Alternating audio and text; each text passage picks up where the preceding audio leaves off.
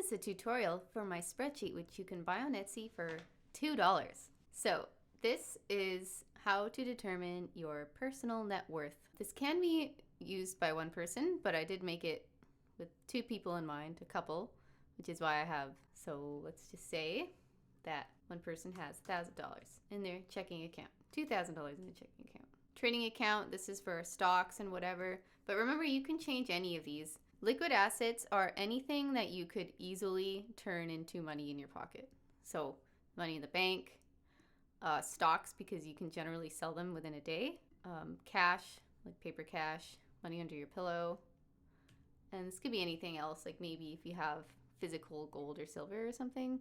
I have a separate spot just for vehicles. If you need to add any lines, you first have to unlock the sheet by going to Review, Unprotect Sheet, and then type in the password. In this case, it's Etsy. So what you do is you highlight a line, and then you go Insert, and then the formula should automatically shift to still go all the way to the bottom and include the line that you just added. This is the spot that I put for people that have multiple investment properties, but you can put any physical asset in here.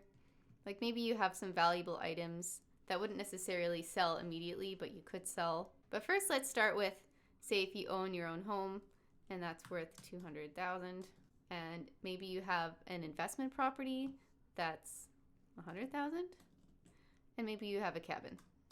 Here is where you can put all your short-term liabilities, which would be your credit cards, any lines of credits, any kind of loans like that, car loan, etc. Let's say I just have some money on here and everything else is blank. Here are the mortgage balances if you have mortgages on your properties, and I would recommend renaming these to the address that they belong to, because then you can easily correlate the mortgage attributed to the property, because the spreadsheet is going to take the total of your total assets and then minus all your liabilities and come up with the total end net worth right here. Your debt equity ratio is your total liabilities divided by your total net worth, in which this case it is 17%. And I believe it's good to have a debt equity ratio of 30% or below, but it depends